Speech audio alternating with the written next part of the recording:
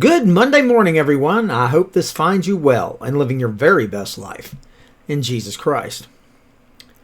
I recently had an interesting conversation with a lady about possibility of her coming to church, and I found myself and our conversation bombarded by excuses.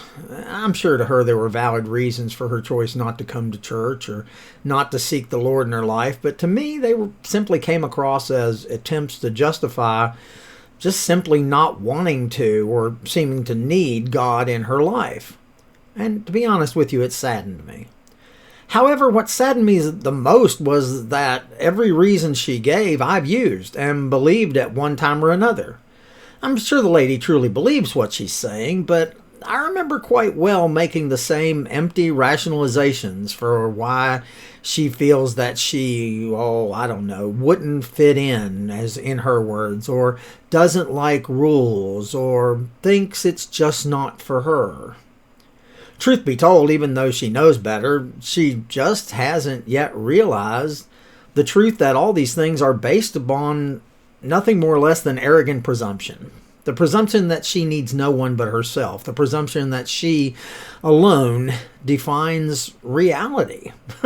The truth is that no matter what philosophy or psychology tell us, there's really only one true reality.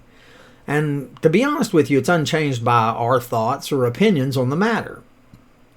Our reality is what God says it is. Refusal to accept this is, frankly, self-delusion on our part.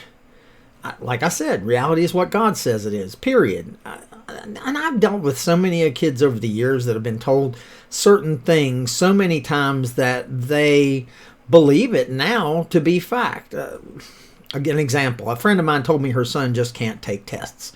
He does well in the classroom, but when it comes to test taking, his mind just goes blank and he fails. Well, she says this is the reason he's doing poorly in his classes. Well, over time, she's had test after test after test, and they haven't found any diagnosable reason for this.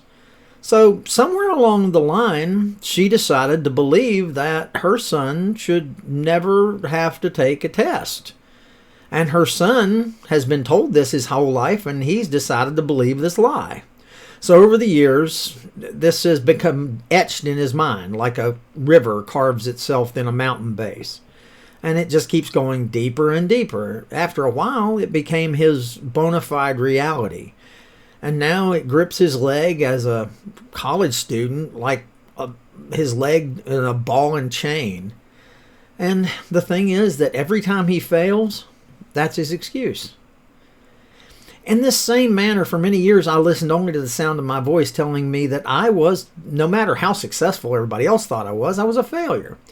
For years, I'd repeated this lie to myself so many times, it had literally cut itself into the bedrock of my person. It had altered me and my thinking process to the point where I was absolutely sure that it was the reality of my existence. See, I'd allowed my life to become a prison of my own making over the years, and years and years of defining myself by what I thought of myself as opposed to what God thought of me. Look, everyone wants to be right, and no one wants to be wrong. Too often we have already made up our minds and have decided that we're right, and no matter what anybody else says, we're right. How we see things is our point of view. Well, I can't help but think now how short-sighted and childish and foolish is a mind that cannot even concede that it just might, not have all the information or just might be mistaken. See, our search for being right allows us to reject the truth, even when it's staring us in the face. It allows us to make excuse after excuse for why we're not doing well. See, we construct imaginary walls and confine ourselves. We can get so stuck in the rut of excuses that eventually we start making excuses for our excuses. We have to remember the Bible is littered with excuse makers, probably the first one being Eve, when she claimed that it was the servant's fault for deceiving her, when in actual fact she was the one who'd made that choice. You know, I sincerely hope this lady I talked to will break through her myopic view of herself and her life and see that true life only begins with the acceptance of God's view of us. That's the only objective reality that matters. I can't help but think it's time for her to stop making excuses and come home, but it's easy for me to say that since it took me so long to do so myself. And as for us believers, it's also time to stop making excuse after excuse for our weakness and our powerlessness. We need to turn away from self and embrace Him with, frankly, everything we have. I mean, He alone knows what's in store for us, and He alone knows the plan for our lives that will lead us to that life of abundance He promises us. We need to trust the Word of God and the plan He has for our lives. God says He will give us a new hope and a bright future, and success will ultimately come to us when our faith becomes bigger than our excuses.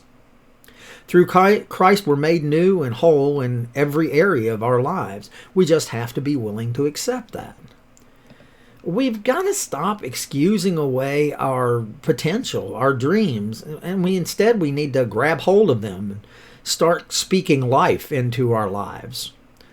We need to let the promises of God settle in our hearts and declare these truths, and frankly, let them override our regrets and our rationalizations.